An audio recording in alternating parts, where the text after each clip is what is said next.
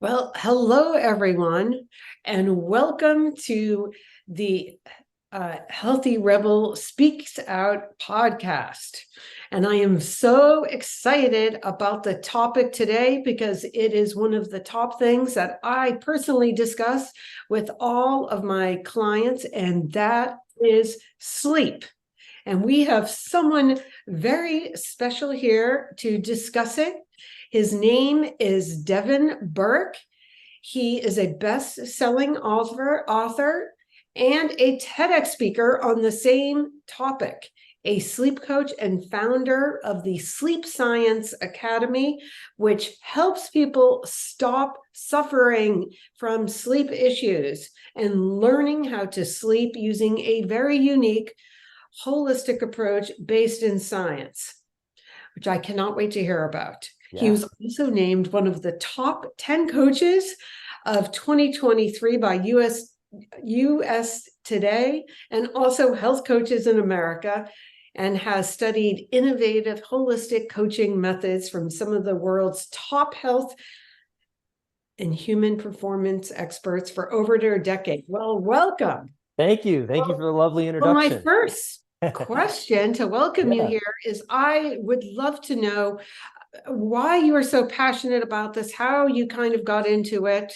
I'd love to hear. Yeah, I won't put everyone to sleep with the long version of the story. I'll give the quick highlights and then we'll get into it. But well, sleep is the foundation of health. I mean, it really is. Everything, if you're not sleeping, every area of your life is negatively impacted. When you are sleeping well, every area of your life is impacted in a positive way. And I didn't realize that. It took me really, I'm an amazing sleeper. So it wasn't out of my own struggle, Bonni. It was actually out of someone I was working with. I was working with a lot of these high performing entrepreneurs, these business owners. As you can imagine, a lot of stress, not a lot of sleep. And so one particular was like, hey, like I need support with this. And this was about 7 years ago. And I was like, okay, let me see what's available. I found sleeping pills. I started to do some research on sleeping pills. I was like, okay, well, this isn't an answer. There's strong side effects.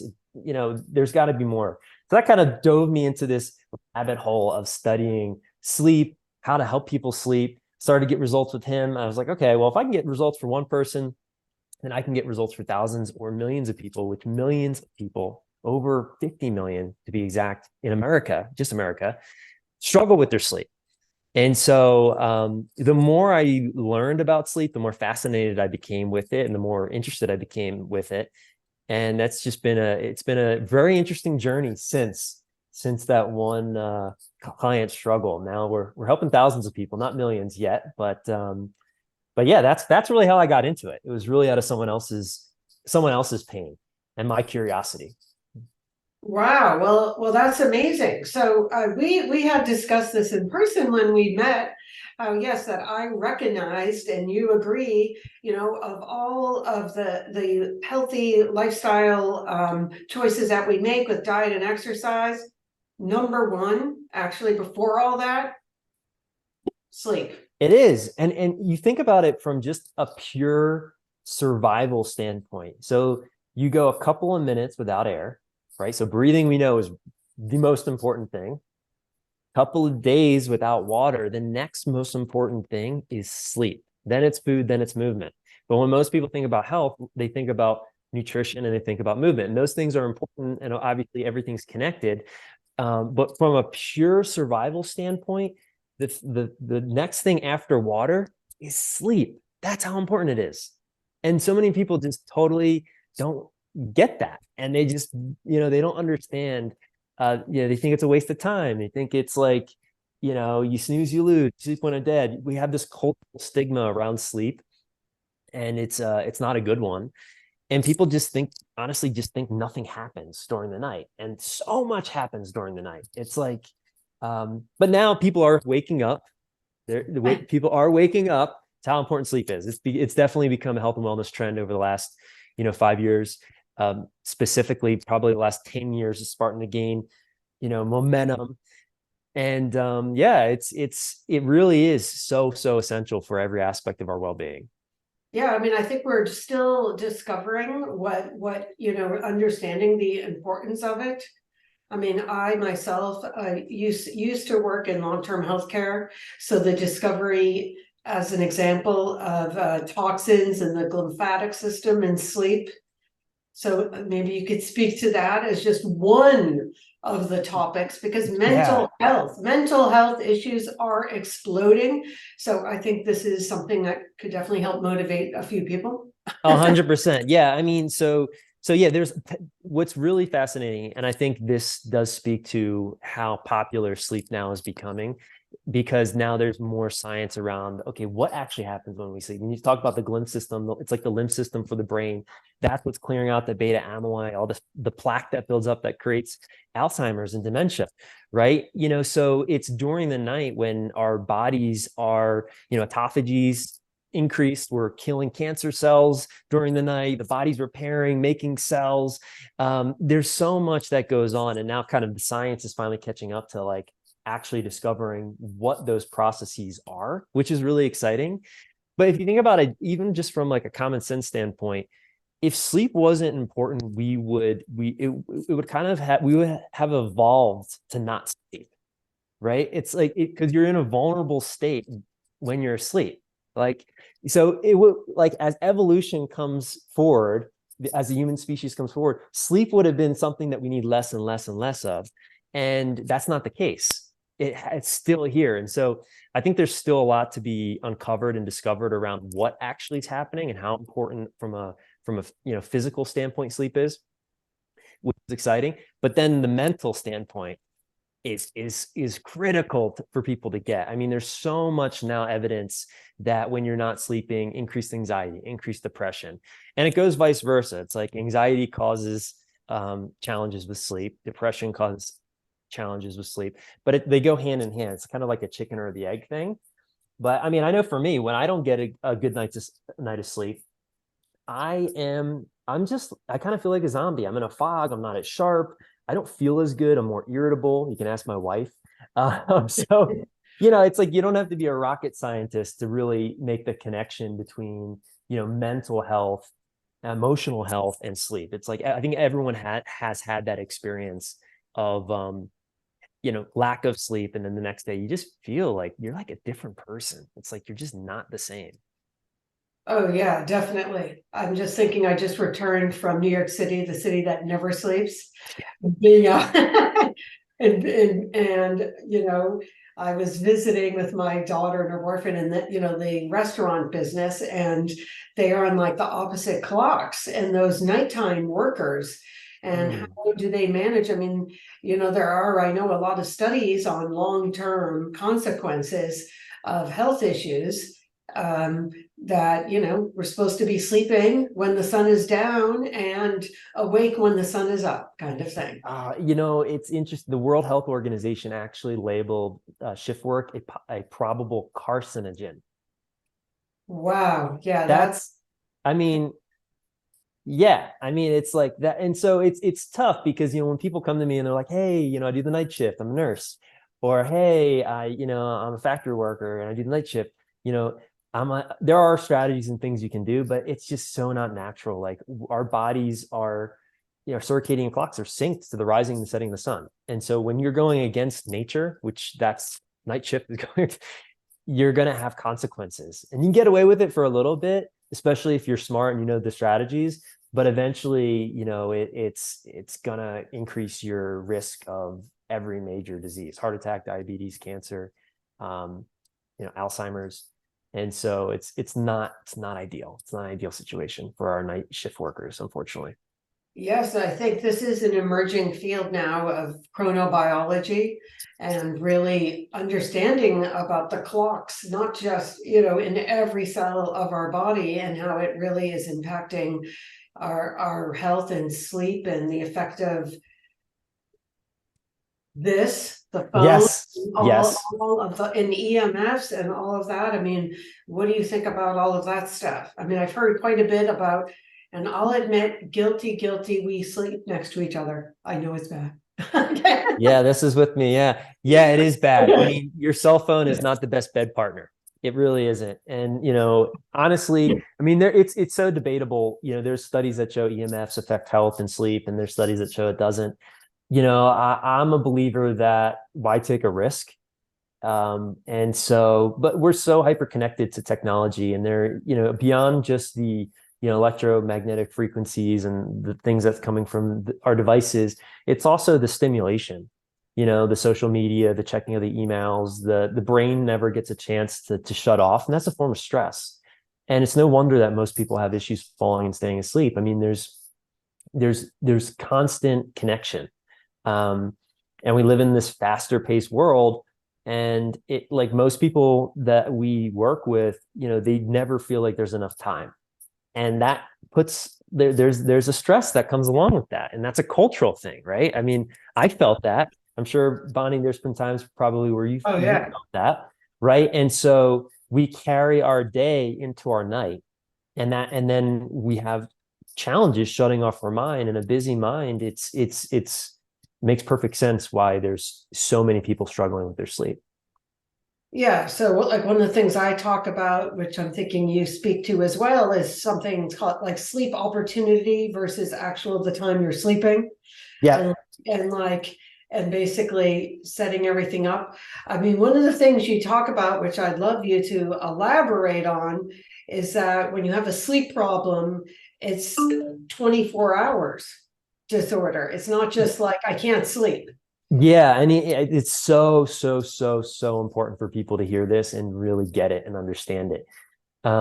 It is a 24-hour disorder. It is not a bedtime disorder. If you are having challenges falling or staying asleep, it's not, and the reason why this is important for people to get is you can't separate your day from your night. You just can't. And if you view it as a bedtime disorder, a bedtime problem, you're going to get in this problem solving mindset, and you're seeing sleep as a problem, and sleep is not the problem. Sleep is a result, or lack of sleep is a result. It's not the problem. It's all the things that we're doing during the day that then have sleep seeming like it's a problem. And so, and I always tell people is that a great night of sleep starts as soon as you wake up. As soon as you wake up, you're setting yourself up for whether or not you're going to have an amazing night of sleep, or you're going to have a night where you're tossing and turning, racing mind, maybe racing heart, and just, really not feeling good about your bed and bedroom and sleep situation. Okay, So, well, then I would like to dive into this right now. yeah. What is the perfect day to set ourselves up for sleep? Yeah. I mean, I wish I could tell you what the perfect day is. I can give you some pointers, because there really isn't a perfect day. But waking up and getting sun first thing in the morning and starting your morning slow. This is so important. And the reason why this is important is our cortisol is highest in the morning. And what most people do is they jump right into their day. They're having their coffee, which is like dumping gasoline on their stress fire. And then it heightened level of stress all throughout the day. We're texting, going from the next thing, the next thing, the next thing. All this tension and pressure builds up in the body. And then we think we can just turn it off, when we shut the lights off and go to sleep. It doesn't work like that. So starting your day slow, whether that means getting up a little bit earlier to create that space, getting outside, moving your body, getting some sun on your skin to reset the circadian clock, getting up at the same time every day. That's really helpful for our circadian rhythm. And then really, it's a matter of understanding, okay, we are not computers. We're not computers. We're not machines. We're not robots. Not yet, not yet. Not yet. Yeah, Elon Musk is working on that one. But we treat ourselves, we live our lives, most people, including myself, when I don't have awareness around it, we treat our lives like we're machines and we're robots. There's no space. There's no, there's no rhythm. It's just like this constant doing. And that creates a form of stress. That's a form of stress. It's this buildup in tension and pressure in our bodies that then has us not being able to fall asleep or stay asleep. Now I can keep going, but I just want to just make sure that people heard what I just said.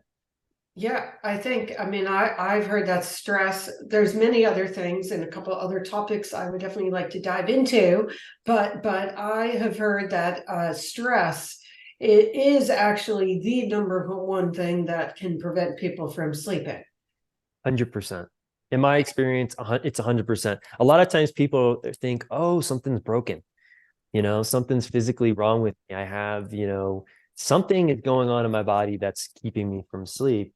And there was a Harvard study that showed that I think it's 90% of health conditions are stress related. Oh It might yeah. even be more than that. It might have been 95. I was 90 or above. And it's true. I mean, the result of stress is insomnia. The result of stress is overeating, which leads to obesity and diabetes. It all kind of stems back to how we're taking care of our mind-body systems. And then we have all these, digestive issues. What's the root of digestive issues? Stress. Eating the wrong foods is a form of stress. So it really does always come back to, how are we managing our day in and day out stress? Because if we're not managing it, it's gonna impact some aspect of our health, whether it's our sleep, whether it's our weight, whether it's our digestion, whether it's our mental health. There's gonna be a chain in that link that breaks, and then we have a disease or we have a disorder.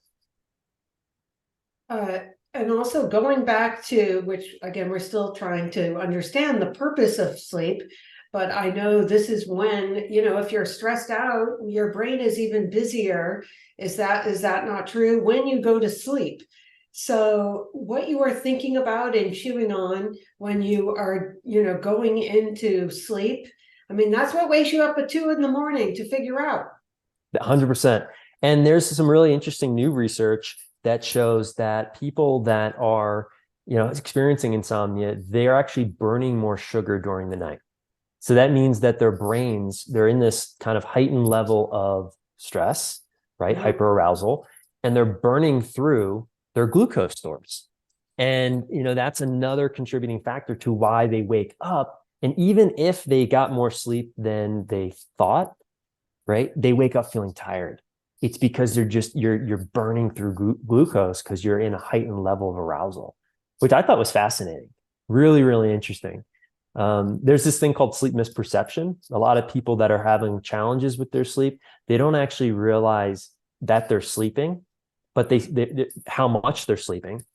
And the reason they don't realize that is some of the stages of sleep, you're actually coming in and out of consciousness, but they're also evaluating how they feel the next day and saying, well, I feel tired, so of course I definitely didn't get sleep. But that's because their body's aroused and it's processing more sugar, so they're feeling more depleted in the morning. So you're busy. I mean, I have definitely used like mathematical calculations like in the middle of the night, and I'm like, what am I doing? Yeah, you're computing. Well, yeah, people work during their No, sleep. And I tell people, I mean, I think there is a time and a place to do that. Like if you're creative problem solving, that's like an advanced level skill. But we need a break. We need a time to let the mind and body just relax and rest. If we're working while we sleep, that's not a good strategy for sustained health. It's just not. Right. Well, so you have to think, and I'm sure you're in agreement here, that, watching the news before you dove off into sleep is probably like one of the worst things you can do. Oh my gosh. Yes. So, I mean, or even scary movies. I have to say, I don't watch violent, scary movies. That's just me. We try to watch something silly. But then beyond that, I want to ask you another question. So I've been told about doing some hypnotherapy as you're going to sleep, that as you are going into those deeper layers, that we can actually change whatever that your brain is chewing on during the night to maybe work towards us instead of against us. Have you worked with anything like this in your practice? Yeah, 100%. I mean, I'm not a hypnotherapist, but I believe in the tools of hypnotherapy and language specifically, and 100%. I mean, I think that reconditioning our minds right before we go to sleep for positive thoughts and good feelings, like having a gratitude practice right before you go to bed. Like out loud, like either writing down or saying out loud what you're grateful for what that day is tremendously helpful. So now you're falling into sleep and you're thinking about all the things you're grateful for. What are you going to be dreaming about? You're going to be dreaming about that. You're not going to be dreaming about the crazy things that are happening in the world. If you watch the news, like that's a programming, that's why they call it TV programming. It's a Ah, programming. It very is. clever. No, it I mean, is. You are so right. That yeah. And so that is it. you're programming yourself either for fear and doubt and worry, or you can program yourself for, success, for gratitude, for appreciation. And those, of course, those are going to generate when you're in those mindsets and body sets, different chemicals are going to be produced in the body, right? Like if you're in a state of gratitude versus a state of fear, there's going to be a different level of hormones that are being released in different sequences to put you in a relaxed parasympathetic nervous system state. And there's real science around this. It's not like woo-woo stuff. So I'm a big believer in mind conditioning. That's a huge part of the work that we do at Sleep Science Academy, actually. Yeah, no, that's awesome. But I think it gets back to our original point about discovering like the purpose of sleep. And, when I grew up, I think we just thought, you're taking a break if you're unconscious, but actually it has this huge, important purpose. And so much is actually happening. Now, do you ever work with people along the same lines, the extreme, like PTSD? Because I understood that also has to do with sleep and the memories not being appropriately laid down, just as Yeah, I mean, specifically, we don't, if anyone has any type of like trauma or real, maybe they're a war vet or something like that, we always say, hey, work with a trauma certified trauma therapist, which I'm not, and none of my coaches are on our staff. We do refer people all the time to somatic therapists that do trauma response work. But we all have, trauma, either big T trauma or small T trauma. And so understanding how the mind works and how the body works on a deep level, I think can be tremendously helpful for anyone that has any type of trauma, whether it's big T or small T. But specifically, we don't really work with people that have like strong PTSD and things like that. We usually, refer those people out to someone that's a specialist in that specifically. well, that makes sense. But yet, do you have any thoughts on dreams at all? Like what they Yeah. mean, or what's it all about? I've heard everything. I have no idea. Yeah. And honestly, I don't think anyone really has an idea. I think there's a lot of theories out there, Bonni. Yeah. And one of the theories I have that I think is, aligned with some of these other theories is, dreams are the time to process the undealt with emotions of the day. So you're working through things, challenging emotional situations or things that maybe you didn't have the capacity for. And so, that's kind of where I lean more towards. That makes a lot of sense to me. The body's in a relaxed, rested state. So now you can kind of go through and sort of sort through some of the challenges that maybe you didn't have the time or the capacity to deal with. And the mind is kind of finding resolution through dreaming for these situations. There's a lot of theories on dreaming though. I mean, some people. So you don't think you're traveling to another dimension? Well, I'm glad you brought that up. I mean, that is one of the theories. And I have seen, some of my relatives and grandmothers that have passed, and it's lovely to think that, but I don't know. I'm not willing to say that that's what happened, Yeah, well, I honestly, and I'm not here to tell you that that's not, that you weren't, traveling to another dimension. Yeah, who knows? I mean, it's really interesting. Nobody really does know. And if you look at some of these ancient texts, like these really old ancient spiritual texts, they talk about dreaming and astro traveling, and these yogis talk about all this sort of stuff, and it seems like, wow, that's like really like out there. That's like some woo stuff. I don't know. I mean, I keep an open mind, so I'm not opposed to it. But in my experience, dreaming has helped me resolve certain conflicts, emotional things, and sort of, it can give you little messages. So yeah, there's the theory. The jury's still out on why we dream and what the purpose of dreaming is, but it's definitely an interesting phenomenon, that's for sure. Yeah, I've heard of like artists that they leave the pad next to their bed because they get some amazing thoughts. For And sure. Inventions, there's been all types of inventions that have been, even songs like Paul McCartney, I think wrote the song Yesterday, like in a dream. ah, Dmitri Mendeleev, I think it was a periodic table. I know Benjamin Franklin and he used sort of dreaming strategy. There's been a Nikola Tesla. There's been a lot of like really eccentric inventors and very sort of pivotal people in our history that have actually used dreaming to creatively problem solve or come up with new innovative solutions to things. So I think that's like a mastery level understanding of dreaming. yeah, I think I think I want to up my game, man. I need to figure out that's like another course. How, you know what I mean? yeah, ultra we'll call it ultra dreaming. There's the course name, and we'll teach you all the things.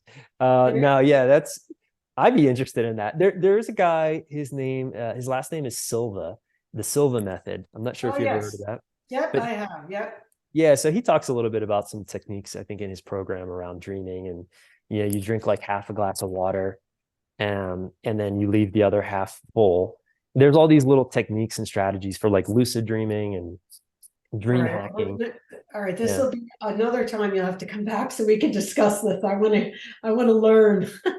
Yeah. Yeah. Well, I'm not an expert in that. I'm an expert in helping people that have, chronic sleep issues. So whether Right. it's Okay. falling asleep or staying asleep, but I understand, but that would be a fun topic. But okay, that being said, listen, so, people come in all the time. They don't know why they're getting up, every 4 hours, all that. Of course, working with an older population, we certainly have the urination problem. I mean, that's one thing. mm, But how do we really get to the root? Do you have suggestions or how can we get yeah. what our root is to, better sleep? Yeah. I would say, yeah, it's a great question. And in my experience, most of the time, the root is what's in between your ears. It's how you're thinking and your behaviors. So there's a lot of behaviors that people, have that are not conducive to restful night's sleep. And also a lot of thoughts and beliefs that are not conducive to a restful night's sleep. So you really got to look at both, and one kind of influences the others because how you think dictates how you behave. So, for instance, I'll give you a for instance. If you think that sleep isn't important, then you're not going to prioritize it, right? Mm. Real simple cause and effect. If you think that sleep's important, then you're going to maybe do things to prioritize and protect it, right? So how you think dictates how we behave. So, it's really, to answer the question, the root is both in how we think and also how we behave, because that dictates whether or not, we're able to. The most natural thing in the world is sleep. It's the most natural thing in the world. It's just like breathing. It's just like, our heart beating. There's nothing you really have to inherently do to sleep, but people do a lot of things that get in the way of that natural system. One of which is they don't understand how to manage stress. They're eating way too late at night. They're using alcohol and caffeine. They're watching the news. They're doing all these things, all these behaviors, these small things that keep the body from doing the most natural thing in the world, which is sleep. It's such a natural process. And Um, the lights, I think that's probably one of the biggest things yeah, because artificial lighting I for mean that's sure. only been around like 150 years and before that. So what I tell people is when the sun goes down, think candlelight, like as far as dimming the light. But yes, so you touched on something that I of course think is very important, which is become huge, which is time restricted eating, intermittent fasting, but the circadian rhythm, the timing of our meals and what that is relative to sleeping. Yeah. I mean, it's So it's it's a fact. If you eat right before you go to sleep, you're not going to be getting into the deeper stages of sleep. Now, that's more of like a sleep quality. So the thing that's really important. So when we talk about sleep hygiene, which is I would categorize what we're talking about here with eating timing as sleep hygiene. Sleep yeah, hygiene affects your sleep quality. But if you have a consistent issue, either falling or staying asleep, sleep hygiene isn't really going to solve that. It might help a little bit, but it's not gonna, that's more for like quality of sleep. It's not for if you have a hard time falling asleep, or if you wake up in the middle of the night and you have a hard time falling back asleep. It's really important to understand that. But, and I should say, practicing sleep hygiene definitely helps the quality and depth of the sleep that we're getting. Does that make sense? Oh, yeah. Yeah. And so like this is like a huge thing. Like a lot of people focus on their sleep hygiene. We work with people that have impeccable sleep hygiene. I mean, pristine. Perfect. They got the best bed. They got the blackout shades. They wearing the blue blocking glasses. They're not eating, 4 hours before bed. They're not caffeine, no, alcohol, no, and still struggling to sleep. And so the challenge is how it's your relationship to sleep. It's not sleep itself. They're making sleep. I need to sleep. They're trying to force a control. I get so anxious about it. Yeah, it creates a hyperarousal loop pattern. And so it's really, really, really important for people to understand and hear that. Because a lot of times people are like, well, I'm doing everything, right. I don't eat, and I do this. And it's like, well, you're creating all of this pressure around sleep. You're putting on a pedestal, and it deserves to be on a pedestal. But that creates this grasping or this trying to control something you don't have control of. You can't force yourself to sleep. That's not how it works. So what do you suggest? So for whatever reason, you just can't fall asleep. What do you do? Yeah, I'm going to tell you the two biggest things after literally working with thousands of people. And the first one actually shocked me. I would never have guessed that this is, and the second one is a little bit shocking too, but it makes perfect sense.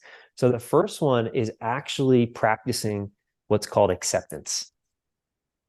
It's literally not making it wrong that you're not able to sleep. You're going to get frustrated. You might start to get like worried. You might start to think about your next day. Oh my God, I'm going to look terrible. I'm not going to have energy. And you just let all that stuff run. And then you just accept, okay, right now I'm awake, but that doesn't mean that I'm not going to get sleepy and fall back asleep. And you literally start to practice it's called embodied acceptance. And it is a practice. It's not a strategy. It's a practice, and it's a way of being. So I know I was actually shocked. I was like, wait, how does that? But what it does is when you're practicing acceptance, it puts your body in a state of rest and relaxation, and then sleep happens. Right. So I feel like we're, what is the word? It's like if you tell yourself you're not going to sleep or it doesn't matter, and so you're like kind of teasing yourself in a way. So you could say like, stop trying. Yeah. Another way of saying this is literally stop trying to sleep. Like just don't make it a big deal. Anything you can do to stop trying and not make it a big deal would be moving you more on the spectrum of accepting that, okay, you're awake. And there's benefits of just resting, hypothetically. I mean, even if you're not able to actually be sleeping, but if you can get yourself resting. 100%. And the first stage of sleep, you're kind of conscious, by the way. So most people, they're like, oh, I didn't sleep at all. I didn't sleep at all. And I'm like, okay, and this leads to the second thing. You don't want to stay in your bed. So this is counterintuitive, but it actually makes a huge difference. If you wake up, or if, let's say you lay down and your mind's kind of racing, you're kind of tossing and turning. If after about 20 minutes, you're not able to, sleep doesn't happen, get yourself out of bed, because you don't want to anchor your bed with wakefulness. If you wake up in the middle of the night and you're tossing and turning, your mind starts to go, or for whatever reason, you're just not able to sleep, don't look at the clock. That's really important. But after feel into 20, 30 minutes, get yourself out of bed and go do something relaxing. Maybe it's reading a book, stretching, meditating, praying, reading your Bible under candlelight, doing a puzzle, something, anything, whatever it is, something boring, something relaxing that doesn't involve ideally technology. When you get that sleepiness comes back, the sleep train, just get on it, go back into bed. And people fight me all the time on this. They're like, wait, but Devin, then I'm not even going to have the opportunity to fall back asleep if I'm out of bed. And again, this is a strategy really for people that have consistent issues, a consistent pattern. If it's like once in a while, not a big deal. But if it's consistent, then you definitely want to practice what I just shared. It's a very important strategy. And then, so yeah, so what I do, my technique is if I can't fall asleep, I get up and hug my puppy. I will tell you that works too. Oh my gosh, that is So, like the best. That is the best sleep strategy ever. okay, well, Seriously. Yeah. I mean, because I have so much gratitude for him, and it just provides so much comfort. So I'll just go and snuggle with him. I don't know what That he is thinks about it. No, that's amazing. You know what? That I think everyone needs to go and get a puppy, because literally that'll put you back into parasympathetic. You pet, and there's real studies on this too. I mean, honestly, people that have pets live longer, they're happier. Yeah, I have a dog and I'm crazy about her, and she I brings so don't know much. what. So what do you think about them sleeping in their bed? Because I don't really care. It doesn't bother Okay, me. so you're gonna laugh. So one of the conditions around getting a dog was okay. Okay, she doesn't sleep in the bed, right? That What? was a condition. Really? Where does she sleep? Every single night she's in the bed. Of course. Are you Of kidding? course. So Mine's on my head. I love it. Are you yeah, kidding? it's not, honestly, it's not ideal. But at the same time, I don't think there's a right or wrong. It's like what works for you, So if you have a huge dog, it's massive dog and it's like Yeah. slobbering on you, okay, maybe not the best dog to have in your bed. But if you have like a little fluffy, cuddly puppy, I don't know. I changed my tune on that. So, yeah. So I don't think I really try to stay out of the right or wrong, like do this, don't do that. There are certain things that I tend to lean towards, like, okay, this makes a lot of science and a lot of sense. But at the end of the day, it's all about just experimenting too and finding what works for you. Okay, so I have a question because I actually have a couple friends who swear they only need 4 hours. Mm, What's yeah, your thought on that one? they're lying. No, my thought is there's probably like 1% of the population that literally really only need 5 hours of sleep. The most people need 7 to 9. And so maybe those friends are in that 1%. I probably would say that they're not. It's possible, but highly unlikely. You can condition yourself to sleep less. And you can get away with less sleep for a little bit, but eventually it catches up. It'll catch up. I will say that with people that do work with me and just clean their diets, interestingly, one of the things that they always report is they need less sleep and they sleep better Mm. because Yeah, that they're makes sense. I mean, if yeah, you're cleaning, what's good for your health is good for your sleep, and vice versa. So if you're, and there's the gut connection to sleep too. Like if your microbiome is off, your body's inflamed, your gut's inflamed. Of course, you're not going to be getting into the deeper stages of sleep or staying there as long as you could. So removing those barriers, I think it makes a lot of sense for sure. yeah, well, now you made me think of another point. So there is a bunch of supplements that, I'm aware of that have been touted to really help with sleep. Melatonin being number 1 on the hit parade, but Mm, I've also heard of magnesium threonate, L-theanine, inositol, mm. valerian tea. I don't know. So I don't know your thoughts on any of these, I or have lots of thoughts, Bonnie. Which one do you want to talk about? Yeah, so so well, the actually, big picture of the supplements, because you're not on board with any of the pharmaceuticals. I mean, there's not any pharmaceuticals that really, I mean, I heard that they're really hypnotics and don't really translate into the quality of sleep anyways. But people still, I can't talk them out of it because they think they're sleeping. And so they're happy about it. But I'm like, yeah, I don't think so. no, there's a difference between sedation and sleep. I like to use an analogy. If someone came up and hit you over the head with a bat and you got knocked out, and someone walked by and saw you laying on your front lawn, you might look like you're sleeping, but there's a difference between being unconscious and knocked Yes. out and actually real sleep. And that's literally what most of these medications do. There are some that are better than others. And I think there's a time and a place for medication. I'm not, anti-medication by any means, and I'm not giving medical advice. I think there's a time and a place. They're band-aids. They're meant to be temporary. And if you use them in the correct ways while you address the root cause of why you're not sleeping, your thoughts and behaviors, then then that's great.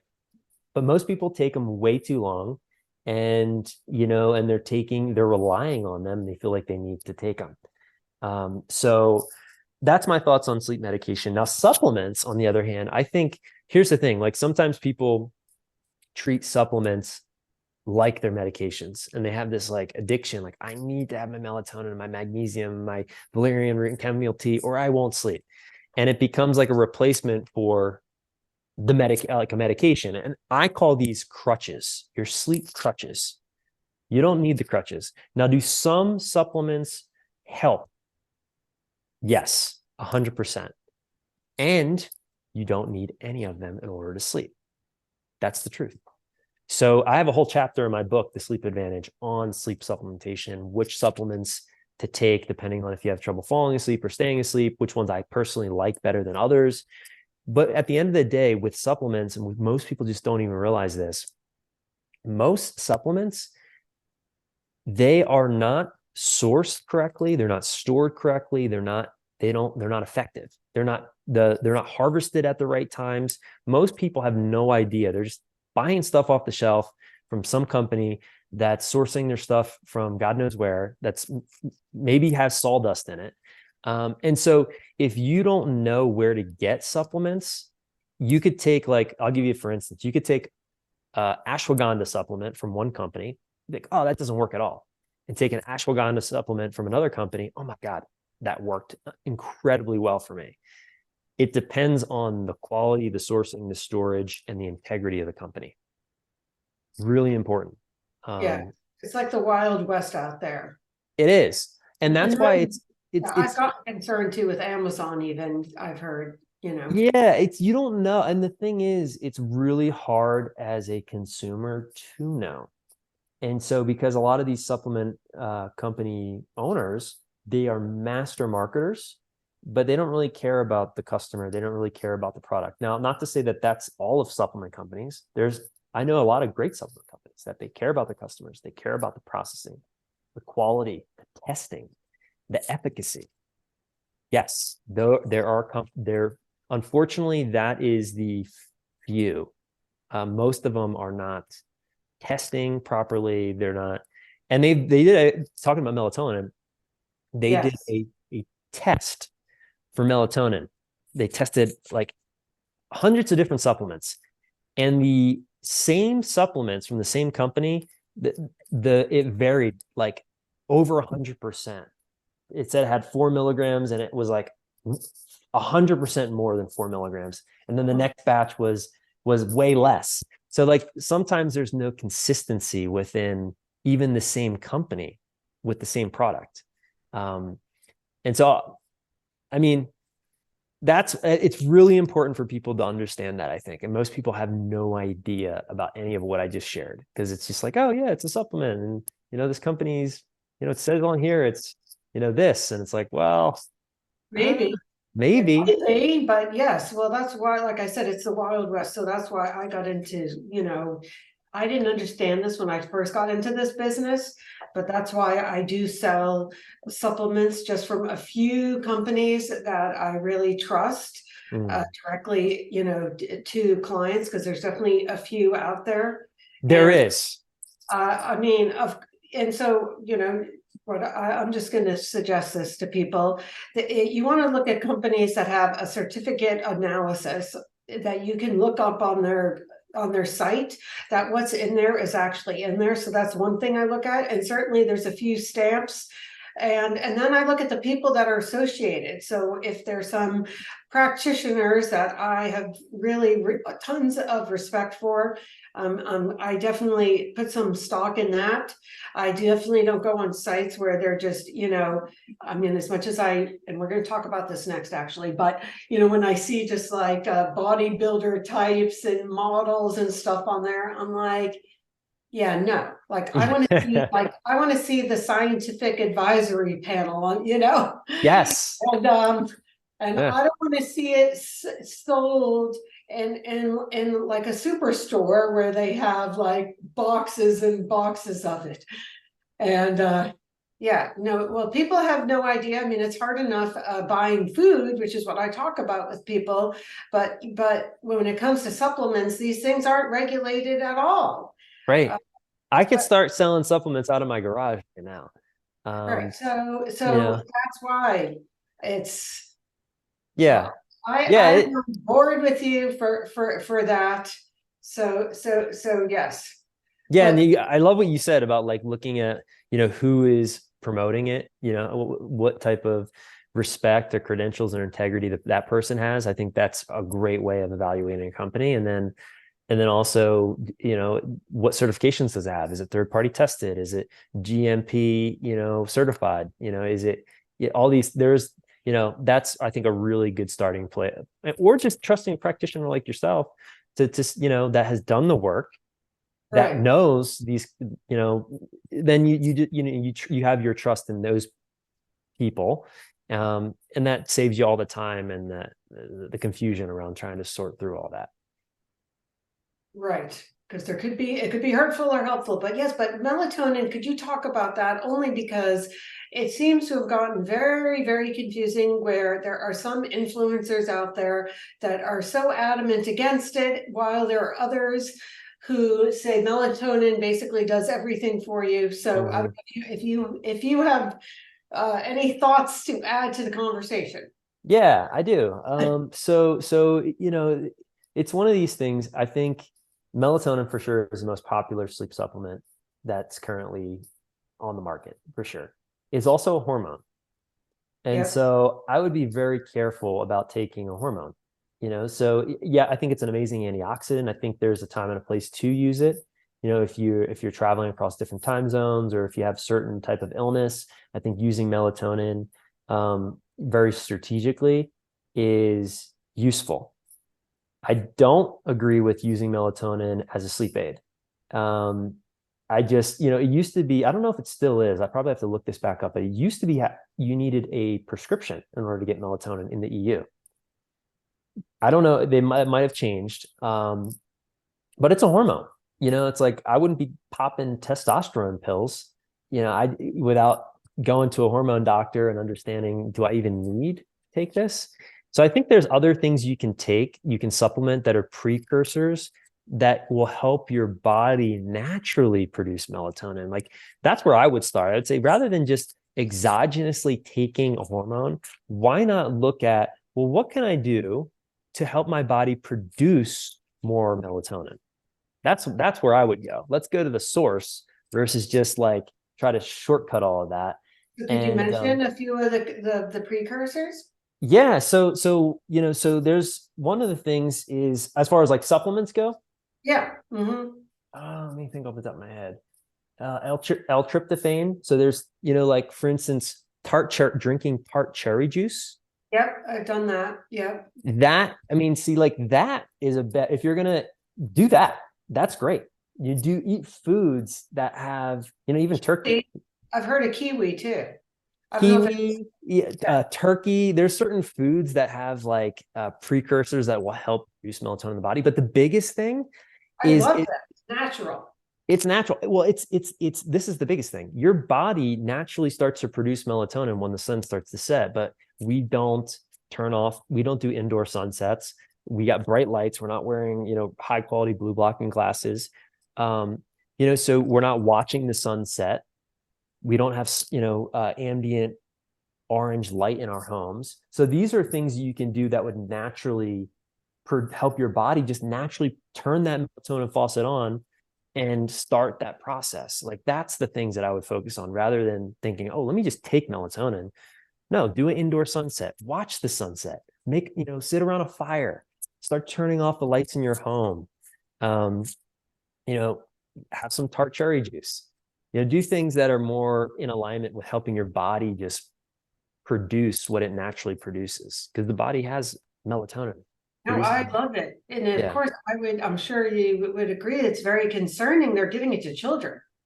Melatonin. Yeah. Yeah. I mean, I would not be giving that to, I don't have any kids, but if I did have kids, I wouldn't be giving them hormone supplements. I would not. But Um, it's over the counter, so they think it's like candy, like no big deal. Like they don't people. I I think people know. don't realize. People don't realize. And the thing is too, I mean, there was a meta-analysis done, which is, analysis of all of the tests. And it showed that melatonin is more of like it helps reset your circadian clock. It doesn't really help you fall asleep or stay asleep. It helps with the timing, but it was very, very, the evidence shows that it's not really a sleep supplement. It's more of like a sleep timing supplement, which is why it works really well when you're traveling across time zones. Sure. But it's not, a lot of it's placebo effect. I'll be straightforward. Wow. It's placebo.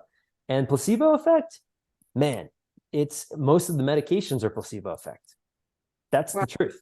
This is enlightening. So yeah, so there's something else we haven't, well, there are a couple of things we haven't talked about for sure.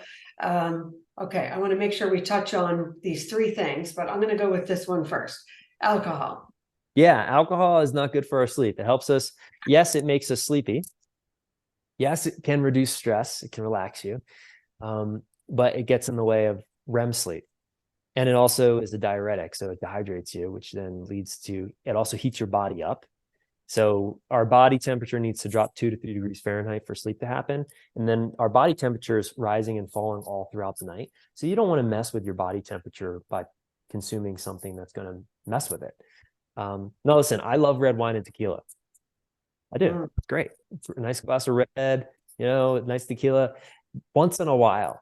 And at the proper times with the proper hydration, sure, fine. You can get away with it. But unfortunately, that and marijuana both interfere with REM sleep. Oh, that I would like to ask you about that too. But a lot of people do it saying that it for sleep, but you're saying it makes it work in the gummies and all that for sleep. Well, again, it can help you fall asleep. They can help you fall asleep. They help, I think marijuana used in the right ways is a medicine. And the studies show that it gets in the way of the deeper stages of sleep.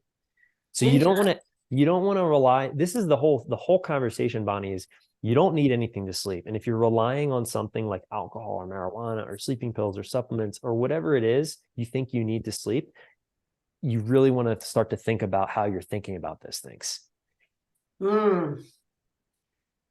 Interesting. Okay. All right.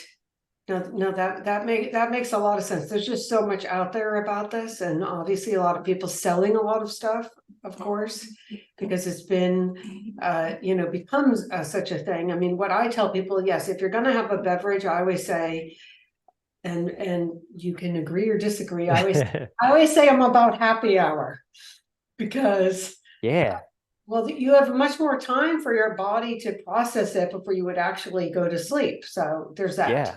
Like a toddy before bed or whatever is like bad idea. Right. The nightcap, the age old, nightcap, like take a whiskey shot before you go to sleep. Yeah. A happy hour is great. And I think it's important also to touch on the quality of the alcohol you're consuming.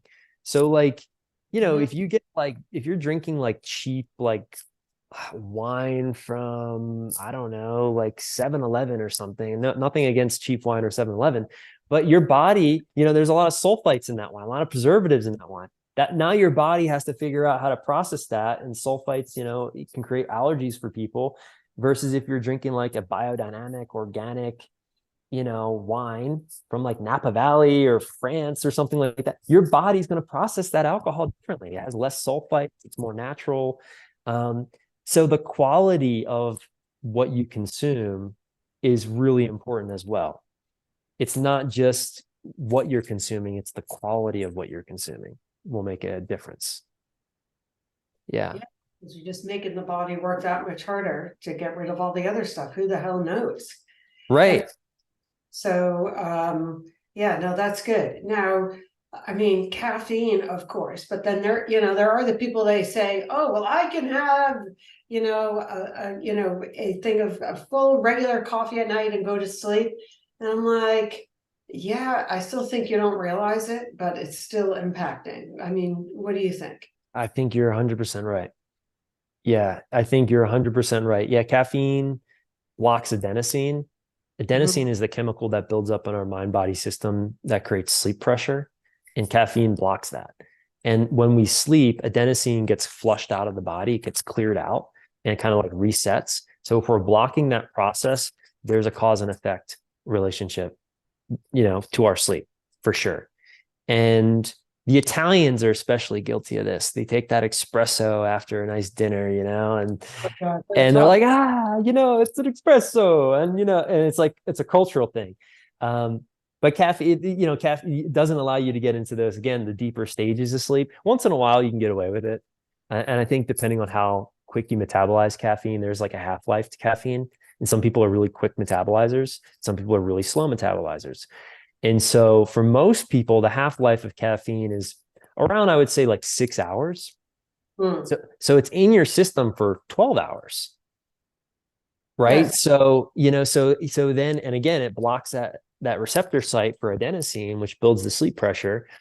And that's being blocked as, your body's trying to, connect the dots to create this natural sleepiness. Well, no, caffeine's there saying, no, sorry, you can't park the car. There's a car in there already, and it's called caffeine. So that's something that you want to be mindful of for sure. Yeah. And then in the morning, again, you mentioned, you wake up with high cortisol. So when do you think it's okay to start drinking coffee? Okay. So this is the trick here for this. Okay. So wait an hour. So wake up, wait an hour, because your cortisol needs about an hour to start to dip. Wait an hour, then have a cup of coffee, and have your cup of coffee with one of these two things, or both. Have your cup of coffee with 100 milligrams of L-theanine, because that's going to slow it's going to buffer the caffeine. Or put mushrooms, put reishi or cordyceps or chaga. Put some type of mushroom, and there's mushroom coffee, or you can just buy like. I was going to say, I get coffee that has all this stuff in it already. Well, then you're on top of it. Yeah. I mean, that's the way to do it. So, and if you can, make sure that you're hydrating first thing in the morning before your cup of coffee, because it's like a liter of water a night. It's a liter of water a night through respiration, sweat. Yeah, 2.5 pounds you lose. That's why, something like that, which is like crazy. Mm-hmm. And then coffee is a diuretic, right? So it's gonna dehydrate us. So we need to make sure that we're hydrated before we have that cup of coffee. Yeah, sounds good. Don't tell me not to have my coffee, because I'm having that. But morning and then I'm done. That's no, listen, I get it. It's awesome. I love coffee. I mean, and talking about the quality of coffee too, that's important, because a lot of people don't know, have mold, all kinds of, little microtoxins in there. So making sure you're getting a really high quality coffee, but it's something so special. Coffee is such a special thing. The smell of it, the taste, you do get, the increased focus from it. It's just, you want to make sure that you time it correctly. I think that's really I'm addicted. Okay.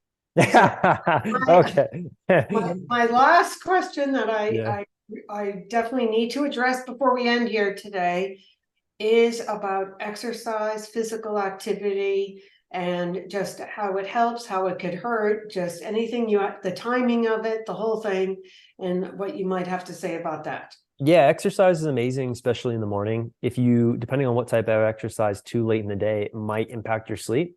But exercise is an incredible stress reliever. It's one of the best stress relievers. And the root cause for most people that are having issues with their sleep is stress. So I would be careful about doing really hard exercise too late at night. You want to try to do that earlier on in the morning. And if you only have space at night to exercise, just do a lower intensive exercise. Don't do something that's really going to heat your body up, or else it is going to affect your sleep. Yeah, no, I always think about everything from like an evolutionary lens, and how, what did we do when we woke up from a night's sleep? We did not go and get coffee. We moved our bodies and got out and saw the sun, I think. Right? Yeah. We pretty much were way more connected to natural rhythms than we are now. We're totally disconnected from the biorhythms of the earth. There isn't a frequency that the earth holds that we're totally insulated from, because we wear shoes all the time. It's not, It's just science. The rising and the setting of the sun, we have indoor lights. that are on all the time. We're in front of screens most of the day. All these things are not natural. So the more we can move back to ancestral living, the healthier we're going to be. That's just the bottom line. It's the truth. It's funny you mentioned that. I actually was discussing this today with someone about earthing and grounding. Yeah, it's a real, I mean, it works. It works. It really, really works. It just I mean, try it for yourself. It just feels good to have your feet on the grass. It feels better to do that. But I always tell people, just try it and see if you feel a difference. Consistently try it. Don't just try it once and be like, it didn't do anything. Try it for, a couple of weeks and see what it does to your energy and your sleep and your well-being. This is another reason, going around circle here, another reason to get a dog. They make you get up in the morning, walk outside in the sun, and they roll around in the grass. Okay. Yeah. There you go. And you get to meet all your neighbors, because that's another big thing that we didn't touch on is community and isolation and loneliness. A lot of people feel so disconnected. They don't feel like they're connected to a community. They don't feel connected in their environments. And when you have a dog, honestly, I didn't know any of my neighbors until I got a dog. I got a dog, I know all my neighbors, and it's like, it feels good. Right. You have a community, connection. Do you know their names, or you just know the dog's name? Because that's what I find here. Like, you don't know the owner's names. But I'm guilty of that. I've been working on it though. I know. It's like, it's like, hi, Sandy. And then you're like, what's her name again? Is it, Is that funny? Well, thank you so much. And I want to mention the name of your book, but I will certainly put a link to it in the bottom. So what is the name of your book? So it's The Sleep Advantage. Yeah. How to It's called The Sleep Advantage? Yes. Sleep Advantage. Okay. Yep. Wonderful. I will put the links to all of your information anyways in the notes here, so that anyone that wants to follow up with you, especially also the Academy too, and just get personal information about it. Because I mean, this really is huge, because let's face it, if you're not sleeping well, are you going to really be motivated to get up, to eat right, to exercise, or anything, or meet your neighbors? Not so much. Not so much. So we got to take care of that first. So I don't know if there's anything else you would like to share. Yeah, I mean, I would just say, I believe that the way to a better world is through sleep. And so, because when you sleep better, you're a better person. You feel better, you're nicer, less road rage, less car accidents. So really, I mean, my mission is to give people the support and tools that they're missing in order to get the God-given gift of sleep, because it is the most natural thing and it is a gift and we all deserve to have it. So if you're not doing it, definitely take action on what we just talked about in this podcast, and yeah, check out the book, the YouTube, all the things, and get your sleep right so you can show up and be your best. Okay, terrific. Well, thank you again for coming. Yeah, thanks for having me on. It was great to connect with you and share with your audience. Okay, great.